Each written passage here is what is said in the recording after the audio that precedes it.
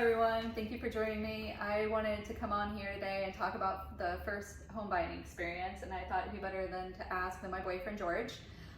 He has invested in several properties over the course of time and has had some experiences, and his first time buying a duplex didn't all go that well. Did not. So I wanted to ask him some questions about it. So what was it like your first time buying a duplex? Well, it started off exciting.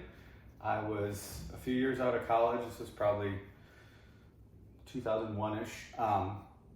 And I wanted to buy my first house, but wasn't really financially in a position to do so. So I looked into the possibility of buying a duplex. That was a lot more feasible for me with where I was at in my life. Found a great duplex in a nice suburb of Columbus called Upper Arlington. It was an up-down brick house. Was really excited about it. Had some red flags in the beginning in that every time I had a showing, I had 3 showings and I wasn't able to see the upstairs unit, which was the unit that was occupied. But everything else in the house looked sound. The people selling it were very nice and very quick in responding to things. Sometimes it was through my realtor, sometimes it was to me directly. And I kind of just felt like it was a great deal. So I went forward without seeing the unit upstairs and or meeting the tenant. Just first time home buyer excitement, I guess. And there weren't a lot of other options that worked for me, and I was excited about the neighborhood. So where it went bad is I was able to get the tenant to sign a new lease when I moved in. But after about 6 months of living there, he stopped paying rent. And one of the challenging parts about it is the house was shared. It was an up-down, 2 bedrooms up, 2 bedrooms down, but we had a shared basement with laundry, and the backyard and garage and everything were shared. And when he stopped paying rent, I issued him a 30-day notice and followed the process we do here in Ohio. But then he started to harass me. He would jump up and down in the middle of the night, and he was on the 2nd story and scream things, and I'm never gonna pay you, and it just got really bizarre. So had to follow the whole eviction process all the way through. He managed to get, I think, 2 continuances because the courts in Franklin County are very pro-tenant. I didn't know anything about eviction. I learned all this kind of the hard way. It may have changed by now, but at the time, multiple months without rent. Would threaten me when we would pass each other in the common area. I think he was trying to get me to hit him. It was just, it could have been a great TV show or a movie. It was terrifying.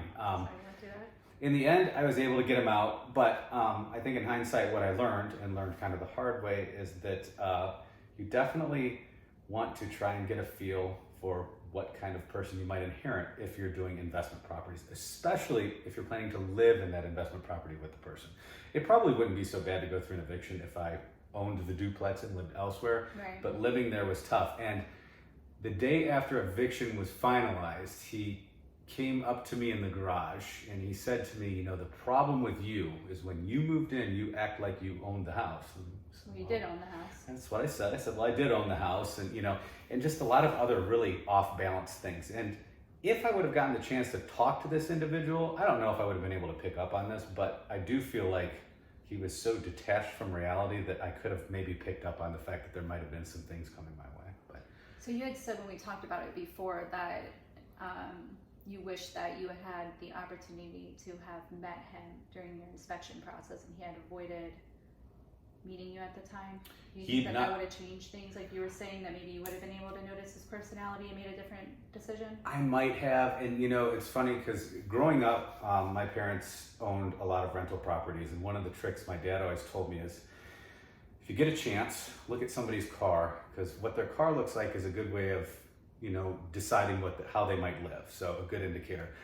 So that's kind of what stuck in my head. If I would have gotten to meet him, I might have been able to size up, does this person seem off? And if I would have been able to get an actual walkthrough of the place, he might have been home. I could have looked in his car and seen how he lived, but seen how the apartment was too. But yeah, I think I had blinders on because I was so eager to get my first house that I didn't do all my homework. But on the bright side, what I did do is I learned how to handle an eviction process from start to finish, and how to basically try and keep your cool in situations that are really bizarre. Because when you're in your house and you have somebody being like threatening towards you, it was interesting.